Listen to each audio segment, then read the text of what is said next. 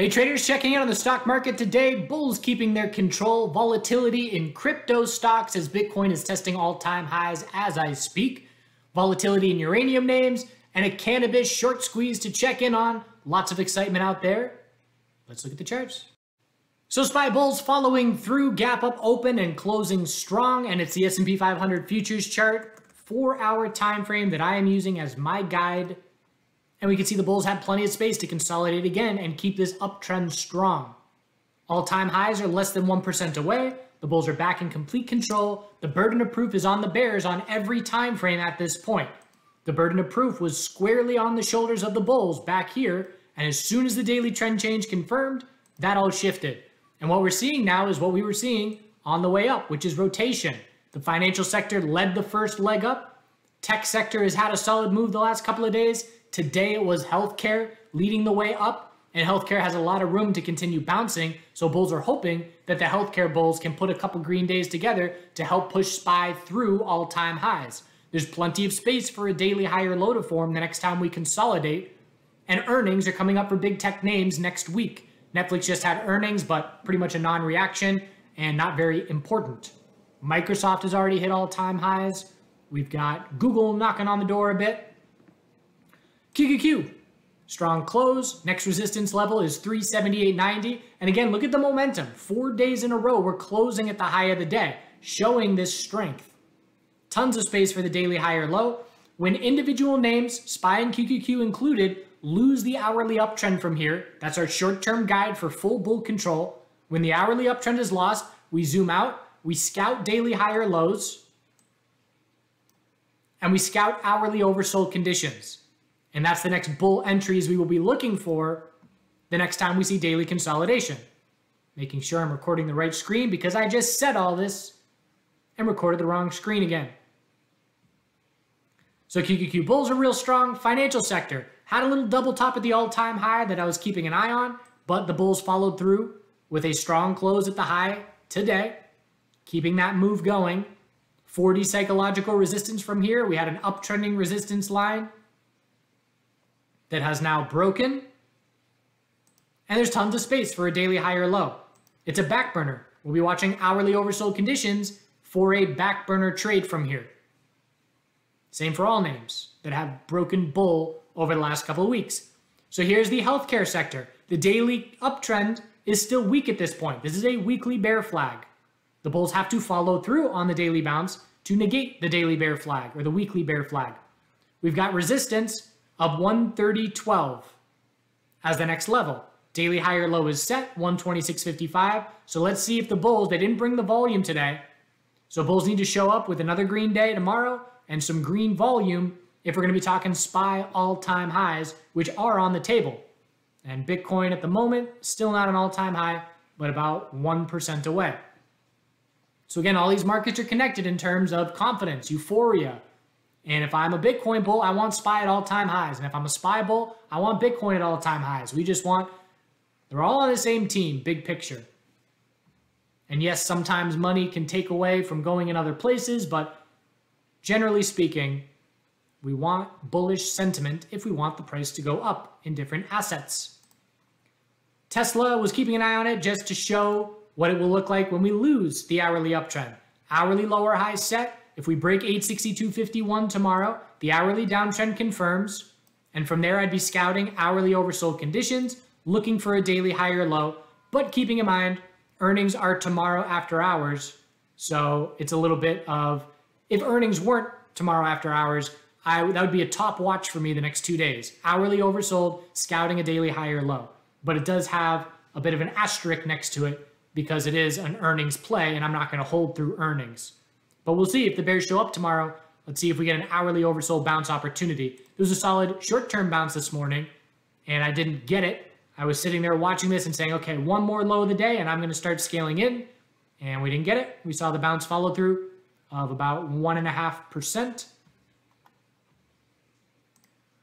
IWM, actually, let's look at SMH. So SMH semiconductors correlating with QQQ. Solid bounce, close at the high. 4 days in a row, essentially. Next resistance is 273.91 and tons of space on the daily chart for a higher low next time we consolidate. I'm not using this as a higher low. Yes, it is a support level, but again, the futures chart of the S&P 500 shows us why that level doesn't really matter as much. It was a 4-hour higher low on the S&P 500 futures chart that was not seeing daily consolidation at that point in time. So it is a support level to pay attention to, but I would not say that the daily uptrend is lost if that level breaks. And that's just me personally. IWM, as I keep saying, this is extremely tight and it will break. It was one of the most volatile sectors on the second leg of the COVID bounce up when we had blue sky breakouts on growth names that were just going insane. ZM was going insane, and too many to even remember. PENN with thousands of percent to the upside. So since that massive volatility, we've now got 7 months of sideways. This will break either right into the end of the year. It can break at any point now, but either into the end of the year or first thing next year, this pattern's going to break. If I was forced to pick a direction, I would pick bull because it's an uptrend overall and because SPY is knocking on the door of all-time highs. And we got monthly EMA 12 catching up here. And we're looking at a bunch of growth names to try and benefit. The solar sector, TAN, confirmed a daily bull flag in a big way. So it is a lead growth sector. Monthly higher low set. If the bulls can get over 93.49, it's the highest price in 5 months. And it's a monthly higher low and higher high, keeping the uptrend going. There's a bunch of other names. Roku, trying for the monthly higher low. NIO, trying for a monthly higher low. ARKK, trying for the monthly higher low. And if IWM breaks bull, all of these names will benefit. Crypto. So crypto miners with their volatility, strong close on MARA. Look at the volume in the last 3 days, twice the average volume each day. Dip buying. So we got 15-minute oversold conditions. And if you want volatility, as I said yesterday, this is the sector to watch this week because we had a 7% drop into an 11% bounce. Both directions, tons of opportunity today. We'll be watching the miners for hourly oversold bounces the next time that happens, whenever that is. MARA 57.75 is the highest price in years. That's now back in play. MARA and Coin are the two strongest names. Coin had news with Facebook. Coin's resistance, 307, has about 4 tops at that level. And today we triple topped at that level. I tried to trade it a couple times. I entered this morning, sold partial position on the rejection, stopped out on a new low of the day for a small loss, maybe a 30% day loser. And then I tried another entry for a 15-minute higher low. There was a little CNBC pump mixed in there. But again, what kept me from taking any notable losses is I was selling partial positions into the resistance to protect myself and saying, okay, well, if we reject, then I will have sold a partial position. My break even is a good bit lower, and I can just stop out break even if we reject from resistance and then hit my break even point. There's a clear top fish here at 307.85 for bears to take advantage of for multiple percent to the downside. 4-hour RSI is all-time high and a bit too extended for me to be comfortable. But again, there's no resistance. There's a lack of resistance above 307. Plenty of space for a daily higher low. Hourly oversold back burner watch on all crypto names as Bitcoin is testing all-time highs tonight. Bulls are still aggressively buying crypto dips. Uranium exited CCJ today because we broke the high of yesterday. Great start, first 5 minutes. But if you start great for the bulls and then you see a new low of the day, it's a red flag. So I put my stop under the low of the day once we broke the high of yesterday, and I stopped out very quickly. So I'm back to all cash in the uranium space. And if we confirm the hourly downtrend, it is still in an uptrend, but it's a head and shoulders. And if tomorrow we break 26.24, the hourly downtrend confirms. We zoom out, we scout a daily higher low, and we watch for hourly oversold conditions. Cannabis breakout. This is where all the attention and excitement was for me today. So I was in CGC before this short squeeze took place. And why? You know I've been watching for this move in the MJ space for a while, but this morning at 11 a.m., not sleeping on the crushed MJ sector and CGC base of support forming on the daily. Bulls have lots of proving to do, but confidence is returning to markets. So CGC, daily, base of support, held it with a higher low, And at that point in time, we were holding it with another higher low. So I was in a position already on the bull break at the high of the day. And then we broke the high of yesterday. Unfortunately, I exited half of this position before the short squeeze took place. And it was because we set the high of the day, failed to break it. I exited half to be comfortable because my entry was 1345. And so I sold half at 1350 or so. Now my break even is 1340. And I had to stop at 1339. So I'm really fortunate I did not stop out right before this break. So I'm still swinging CGC and just held through this entire move. And what we have to see now is a bull break of 1445. And then we're looking up at 1498. Still a lot of work to do. This is one day.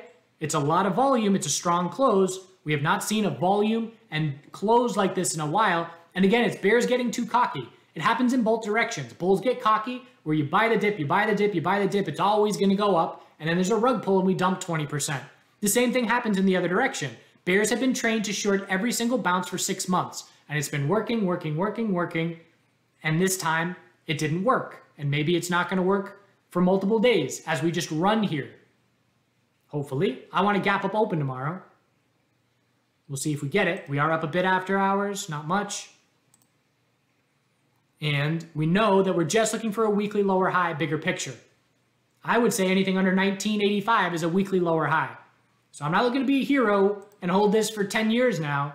I'm looking to capitalize on a short squeeze and bull momentum because the scales have tilted. Now the question is, how long do they stay tilted? Because last week we had the same setup and we gave it all back. And the scales did not stay tilted. So today, a much better job of staying tilted. So I had my CGC position, I didn't need to act, but I needed a TLRY position when the volume showed up. And as soon as this volume spike took place, everybody in the chat room is saying, okay, volume alert, what's the news? Keep an eye out.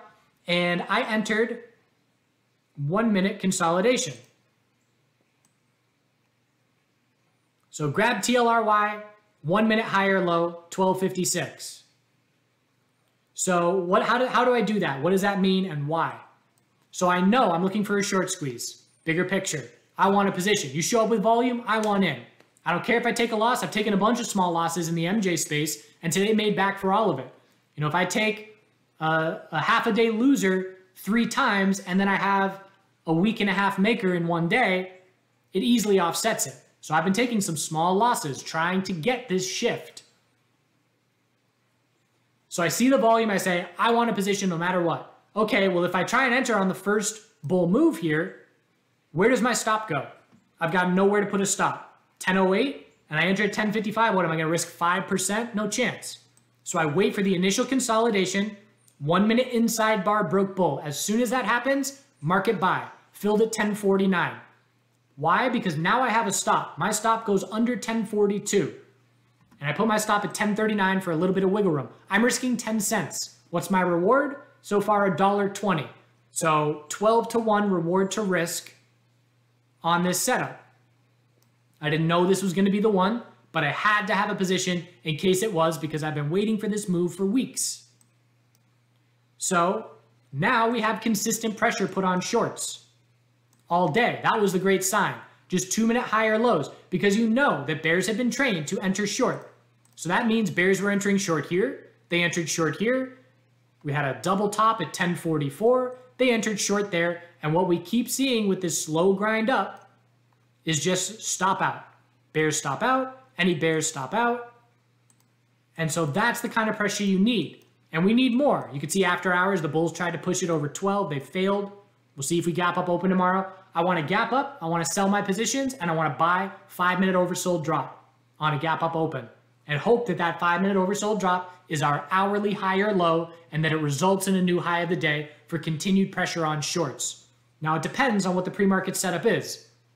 It depends the size of the gap if we get one. If we open lower, my game plan will be different, all based on the high of today resistance and watching how it is tested. But this move has to see an hourly higher low and higher high to see follow through. TLRY volume is massive. Last time we had this volume, I believe this was an earnings reaction in July. So again, let's see how much follow through the bulls can put together on this falling wedge breaking bull. Finally breaking bull. So with my letting this position play out, and I held TLRY that entire run, I didn't take profit on TLRY. Last time that didn't work out for me. This is my account value for the month. It's an equilibrium, but this pullback here was because I gave back profit, thinking that the move last week was going to be the one. This is going to be the short squeeze, and it wasn't. CGC topped out, TLRY set a daily lower high. I gave back a good bit of profit. But this time around, this chart tomorrow is going to be up here with a nice equilibrium bull break.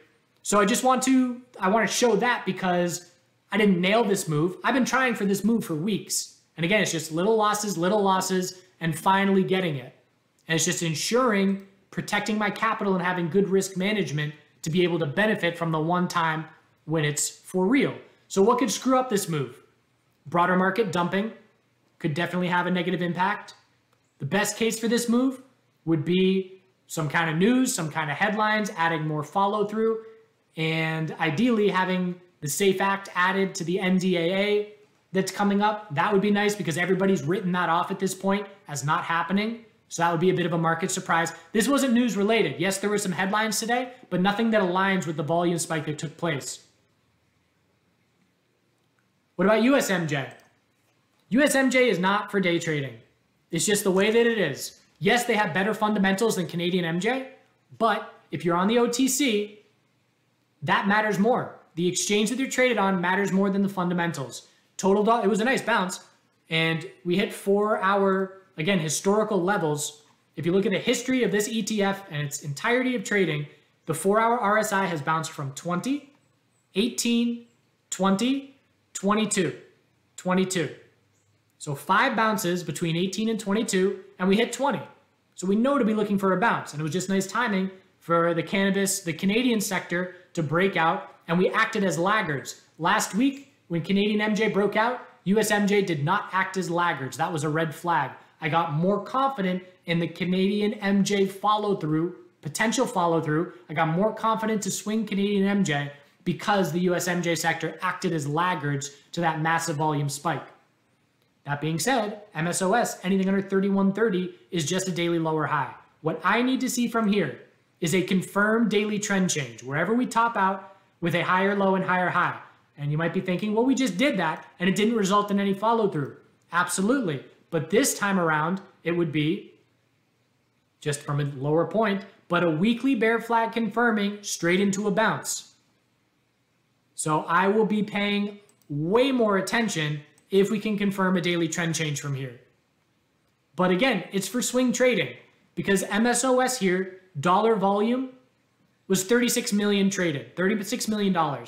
And the individual MSOs were less than that, way less. Curaleaf dollar volume here is 8 million or so. TLRY traded $700 million. That's where money is playing. They don't care about the fundamentals. To a certain extent they do, but traders like myself that are jumping on this momentum, again, I have no allegiance to any company, any sector. I don't care what I'm trading. I am here to click buttons and make profit and lock it in. So that has helped me immensely with my ability to emotionally detach from these stories and these fundamentals. But I will be day trading USMJ when they are uplisted. They will be uplisted eventually, but until then, they're just for swing trading, and USMJ traders are going to consistently be frustrated as Canadian MJ gains outpace them. And on a day like today where TLRY is up 15% and USMJ is up 4 or 5%, it's going to keep happening until there is significant US specific news that will exclude Canadian names or uplisting.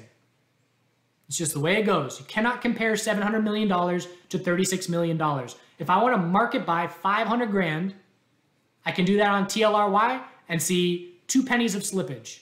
If I do that on any USMJ name, I see multiple percent of slippage. It's not the same game. All right, rant over. Do good things. I appreciate you watching, and we'll see if we get follow through. Have to keep the pressure on the bears and put them underwater. I want to be back here looking in 2 weeks and say, anybody that shorted these names in the last 6 weeks is now underwater. Tomorrow is an important day for follow through. See you then.